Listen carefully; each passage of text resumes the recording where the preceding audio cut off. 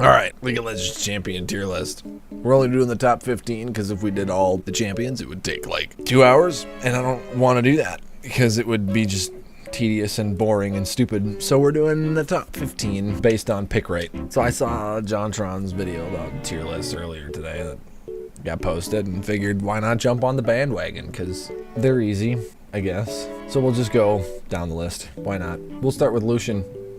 This may have been a bad one to start with. I don't know a whole lot about Lucian. I haven't really played him very much. I played him a couple times, played him mid, played him ADC once, but he seems to do pretty well for an ADC. Yeah, you know, his team fight potential isn't too bad, but, you know, his ult is kind of boring. He's got a lot of mobility, though. He's a little slippery, and so we'll put him in B tier, because why not? And so Akali, good lord. You know, before her rework, fantastic, loved Akali, except the fact that she was just infuriating to play against, and she still is. I don't know, I mean, like, she's got good burst potential. Her team fighting is, what is team fighting to an assassin? Boring. Assassins look for picks, and that's it. I should not put that can on the desk because it'll make a watermark, and watermarks are dumb. So as I was saying, assassins like to look for picks, and when it comes to assassins, Akali is a good one. And when it comes to being good at making picks, Akali's pretty good, but her team fighting is a little lackluster, I think. Unless you're really good with playing around her shroud thing, bouncing in and out and doing all that stuff. So I'll put her in C tier, because she's good at picks, but her, like I said, moving right on to Kaisa. This is another champion that I haven't really played very much. Played a couple games of her. She's fun enough. She's interesting because she builds a hybrid AD and AP, and based on how much AD and AP you have, her abilities kind of change. So that's interesting, I suppose. She's actually the most popular champion right now when it comes to pick rate. Her pick rate's 30%, win rate's about 50%, which is pretty good. That ratio's not too bad. However, this is a completely subjective tier list, and I don't really like her that much. So I'm gonna put her in C tier. Anyway, moving on to Lee Sin. When it comes to Lee Sin, you're either amazing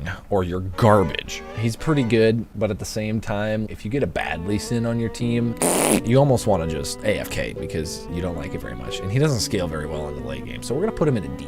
When it comes to Lux, however, she is pretty good. She's got some decent CC. You know, her binding is annoying as hell because it seems like her hitbox is off the charts sometimes, which is problematic. She got some decent AoE. You know, her ult is on like a 30-second cooldown if you get even anywhere near 40% CDR. And when it comes to supporting, she's not too bad, although it would be nice if she had some healing capabilities, because she doesn't. She does have a shield though. So when it comes to supporting, I would put her in like C or D tier. When it comes to mid lane, I'd probably put her in A or B. And so overall, she's probably gonna go in B tier.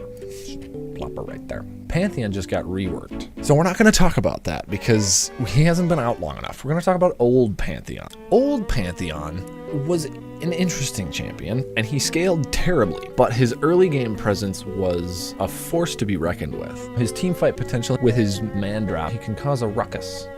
You know, he falls off pretty hard late game, so we're gonna put him in E tier, just right there. Now keep in mind, his early game pressure is pretty substantial. If he can get ahead early game and take you to the mid game where he's a force to be reckoned with, you might be able to pull it off where you can win within 25-30 minutes. But after that point, he really starts to fall off and you don't really want him on your team anymore. Aatrox.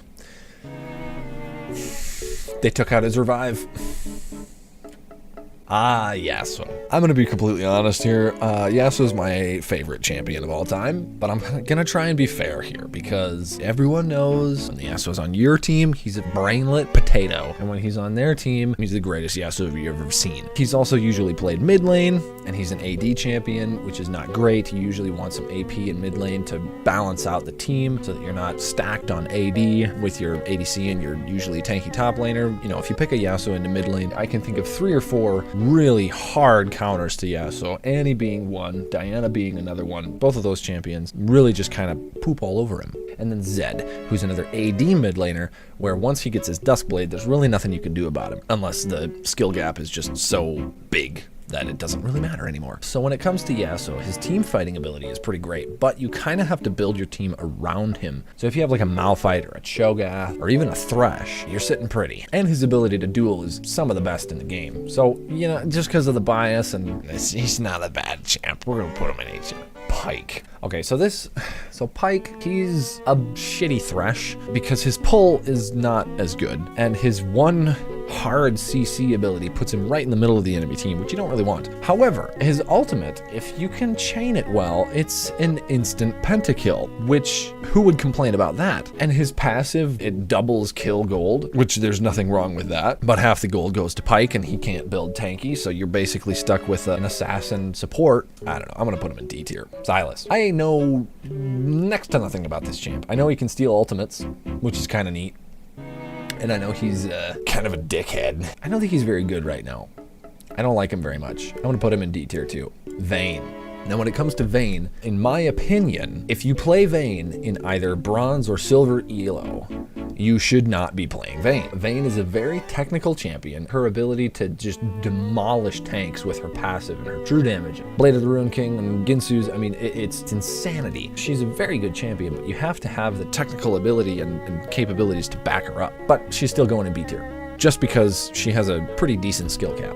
Caitlyn. Caitlyn's not too bad, honestly. You know, I kind of like Caitlyn. She's got all right mobility. I mean, really her only mobility is her net, which is not exactly something you level very frequently. But she's also got her traps. And her ult is pretty decent for taking down low health targets from a distance when there's nobody in the way. And she's got pretty decent damage with her headshot passive and her little thing.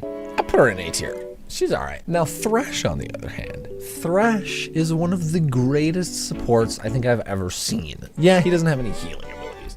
So what? He's got arguably the best hook in the game. It's not full-on commitment like a Blitzcrank hook, where if you pull the tank, what are you doing?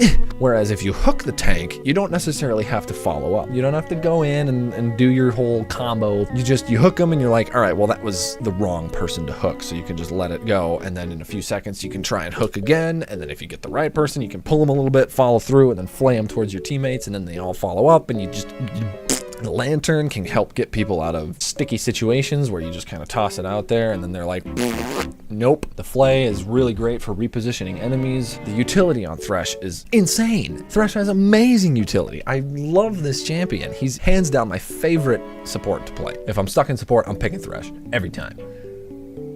S tier. Jinx is another ADC, which is a role that I do not play ever, but she is pretty good. Again, she's got traps, she's got a slow, she's got an AoE auto attack, which yeah, it costs mana, but whatever. She's got a global ultimate, and when it comes to team fighting, you know, her minigun, her ramp up thing, she gets pretty decent attack speed based off of that, and her passive, when she destroys a turret or gets a kill, she gets a little bit of bonus movement speed, so if she's in a bit of a sticky situation, she can manage to get a kill, run away pretty quickly, and then hit them with the zap, so it slows them, and she's still good to go, and then maybe toss out her traps, she's fine. It's possible to get out of a sticky situation with Jinx. With that being said, I mean, her damage is pretty decent. Team fighting abilities, pretty good. I would say a solid B tier for Jinx. And now moving on to the final one, which is Ezreal. I hate this guy. He's so goddamn slippery. I remember one specific game. We chased an Ezreal from the enemy red buff all the way around Dragon Pit, through our blue buff, back around down, back to the enemy red buff before we finally killed him. This guy, F tier. Except not, because playing him AP is pretty fun, so we'll put him in D tier. I don't like Ezreal. Anyway, that's my top 15 League of Legends champions based on pick rate tier list. Like and subscribe because I hate myself and I have to pee, so goodbye. Now comes the awkward part of the video where I have to pad it out for about 45 seconds because if you don't make a video that's at least 10 minutes long in YouTube, you're doing it wrong. So I figured I would take this opportunity to shamelessly plug my other videos as well as my stream. The one other video that I would like you all to check out is the Sword Art Online in 15 minutes, which I took about 4 years to complete, which is it's basically my magnum opus at this point. It's the best thing I've ever done, and you should really watch it because it's hilarious and I love it. The other thing is my Twitch. It's just twitch.tv/DannyCakes Gaming, and check it out. And if you want to drop a follow, it'd be greatly appreciated. And make sure you tune in because I can't get viewers to save my life. So, bye.